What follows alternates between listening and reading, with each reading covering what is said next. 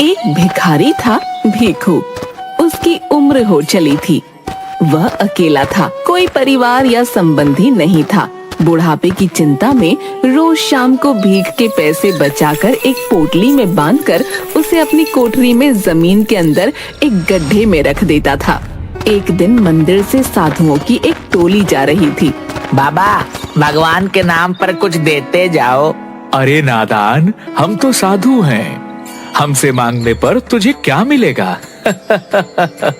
अरे बड़ी गर्मी है, प्यास लगी है, यहाँ पानी कहाँ मिलेगा? बाबा, इस एरिया में 2 दिन से पानी नहीं आ रहा। म्युनिसिपालिटी ने पानी बंद कर रखा है। लो, आपको ऐतराज ना हो तो ये ले लो। यहाँ पानी नहीं आ रहा। अगर तुम्हारा पानी मैंने पी लिया तो सोच लो, फिर तुम प्यासे रह जाओगे। कोई बात नहीं बाबा, पानी पिलाना धर्म का काम होवे। आप पानी पी लो। पानी पीने के बाद भगवान तुम्हारा भला करे। बेटा, एक और चीज चाहिए, दोगे? हाँ हाँ बाबा, बोलो। एक 10 रुपया दे दो। सुनकर भीखू उसे एकटक देखने लगा। क्या हुआ, नहीं दे सकते? चलो कोई बात नहीं। ये लो बाबा। एक साधु ने 10 का नोट लेकर दूसरे साधु के हाथ में रखा। दूसरे ने तीसरे, तीसरे ने चौथे और चौथे ने 5वें के हाथ में वो नोट रखा और फिर उसे भीखू को वापस देकर चले गए। रुपए वापस दे दिए भाई, कुछ समझ नहीं आया। रात को भीखू उबासी लेते हुए सारे पैसे जमीन के अंदर गड्ढे में रखकर सो गया। सुबह जब भीखू ने अपनी लाठी लेकर पोटली में हाथ डाला तो उसमें से कुछ सिक्के निकले। रे, इन्हें रखना कैसे भूल गया? उसने गड्ढे में देखा। हैं? रात रात में इतना रुपया कैसे हो गया? नहीं नहीं, शायद कल रात को मैंने नींद में ध्यान से नहीं देखा होगा। अब तो काफी रुपए हो गए हैं। इन्हें यहाँ रखना ठीक नहीं। अगर चोरी हो गए तो? नहीं नहीं, मैं इन्हें सेठ जी के पास रखवा दूंगा। हाँ, यही ठीक रहेगा। राम राम सेठ जी। तू क्यों आया यहाँ? मुंशी जी, इससे पैसे लेकर भगाओ जल्दी से। सेठ जी। अरे सुबह सुबह मनहूसियत फैलाकर दिमाग न खराब कर। ये लो और जाओ यहाँ से, वरना सेठ जी का दिमाग हिल गया ना तो मेरा पूरा दिन खराब हो जाएगा। सेठ जी, मैं तो ये क्या है? ये मेरी खून पसीने की कमाई है। मैंने भीख मांग मांग के 1-1 रुपया बुढ़ापे के लिए जमा किया है। अबे, ये तेरी कमाई है या किसी की चोरी की है? ना ना, ऐसा मत कहिए। चोरी करूंगा तो भगवान माफ नहीं करेगा। ठीक है, ये पोटली क्यों लाया यहाँ? सेठ जी, मेरी कोठरी तो खुली पड़ी रहती है। किसी को भी पता चल गया तो चोरी कर लेगा। आप इसे मेरी अमानत समझकर अपने पास रख लो। मुझे जरूरत होगी तो मैं आपसे ले लूंगा। रुपए गिनकर बही खाते में इसके नाम से लिख लो।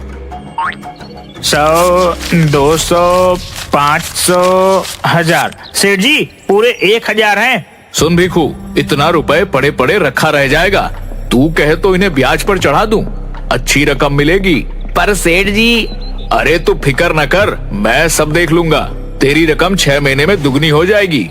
ठीक है सेठ जी, मुझे आप पर पूरा भरोसा है। सब आप पर छोड़ता हूँ। हाँ हाँ, तू चिंता ना कर। राम राम।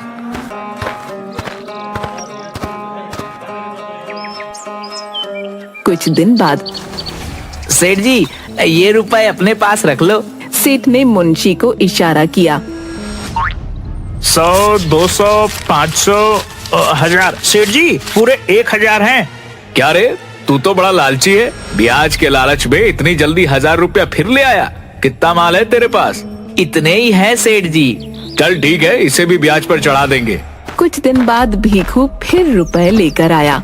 100, 200, 500, 1000। सेठ जी, पूरे 1000 हैं। इसी तरह भीखू थोड़े थोड़े दिनों में सेठ के पास रुपए रखकर जाने लगा। सेठ जी, आज भी पूरे 1000 रुपए देकर गया है। ये इतना रुपया इस भिखारी के पास आ कहाँ से रहा है? पता नहीं। इतना रुपया तो इतनी जल्दी मैं भी नहीं बना पाता। कोई तो राज है मुंशी, पता लगा। इसकी कोई लॉटरी वॉटरी लगी है या कोई खजाना हाथ लगा है? मैं क्या जानूं सेठ जी। कुछ भी हो, इसका भेद पता लगा, नहीं तो मुझसे बुरा कोई नहीं होगा। मुंशी ने सिर लटका लिया। अगले दिन मुंशी सुबह से भीखू का पीछा करने लगा। भीखू अपनी लाठी और पोटली लेकर मंदिर के बाहर बैठ गया और मुंशी एक पेड़ के पीछे खड़ा होकर देखने लगा। सेठ को भी कोई और नहीं मिला, बिना बात के मुझे इस भिखारी के पीछे लगा दिया। पेड़ के पास बहुत मच्छर थे। अरे बाबा, इतने मोटे मोटे मच्छर हैं, इनको देखूं या उस भिखारी को? एक मच्छर ने मुंशी को काट लिया। आई, काट लिया, मेरा खून पीता है, रुक तुझे बताता हूँ। मच्छर को मारने के चक्कर में वो पेड़ के बाहर आकर गिर गया। हाय हाय, मर गया रे। एक आदमी ने उसे उठाया और भीखू भी वहाँ आ गया। अरे मुंशी जी, आप यहाँ क्या कर रहे हो? क्यों बे, मैं मंदिर नहीं आ सकता क्या? क्यों नहीं, आ सकते हो, जरूर आ सकते हो। वो तो मैंने आपको पहले कभी यहाँ देखा नहीं ना, इसीलिए पूछ लिया। वैसे मुंशी जी, आप गिर कैसे गए? बस गिर गया। अरे हर बात तुझे बताना जरूरी है, बड़ा आया कोतवाल बनने। कहकर वो वहाँ से चला गया और छिपकर भीखू पर नजर रखने लगा। रात को भीखू ने अपनी कोठरी में पैसे गिने। 10, 20, पूरा 25 रुपया हो गया। और उसने रुपए जमीन के अंदर गड्ढे में रख दिए। मुंशी खिड़की के पीछे छिपकर ये सब देख रहा था। अच्छा, तो ये रुपए यहाँ छिपाता है, पर इसके पास इतने रुपए आते कहाँ से हैं? मुझे इससे क्या? मुंशी ने पूरी बात सेठ को बताई। जरूर जमीन के अंदर उस भिखारी को कोई खजाना मिला है, किसी को पता नहीं चले, इसलिए यहाँ थोड़ा थोड़ा रुपए लेकर आता है। सेठ जी, वाह वाह, क्या दिमाग लगाया आपने। मेरे दिमाग में तो ये बात नहीं आई। दिमाग हर किसी के पास नहीं होता, वरना सब सेठ होते। अब चल मेरे साथ। कहाँ सेठ जी? कहा ना, बस चुपचाप चल। दोनों लाठी लिए भीखू की कोठरी में पहुँचे। आई, सेठ जी, कितनी बदबू है यहाँ। भिखारी के घर में बदबू नहीं तो खुशबू आएगी। सेठ जी, आप मुझे यहाँ क्यों लाए हो? मेरा तो दम घुट रहा है। कहकर वो वहाँ से जाने लगा। सेठ ने उसका हाथ पकड़ लिया। अबे जा कहाँ रहा है? जो काम करने आए पहले वो तो कर लें। कहकर उसने मुंशी के हाथ से रुमाल लेकर अपनी नाक पर रख लिया। मैं यहाँ खड़ा रह के ध्यान रखता हूँ, तू गड्ढे में जाकर देख कितना रुपया है। सेठ जी, मैं हाँ तू चल, अब जल्दी कर। मुंशी ने गड्ढे में रखी पोटली निकाल कर रुपए गिने। सेठ जी, इनमें तो सब मिलाकर बस 60 रुपया है। क्या बकवास कर रहा है, ध्यान से देख। मुंशी ने ध्यान से देखा। सेठ जी, सच्ची बस 60 रुपया है। सेठ जल्दी से उसके पास आया, उसने पोटली फैला दी। अरे इनमें तो सच में बस इतने ही हैं। मुंशी चल गड्ढा खोद। मुंशी ने पोटली वाले गड्ढे को और खोदना शुरू किया। सेठ जी, इतना गहरा तो खोद दिया। सेठ के इशारे पर मुंशी ने गड्ढे में हाथ डाला। क्या हुआ? सेठ जी, कुछ तो है, बहुत बड़ा है, एकदम मुलायम मुलायम, पर हाथ में नहीं आ रहा। सेठ ने मुंशी को पीछे करके खुद गड्ढे में हाथ डाला।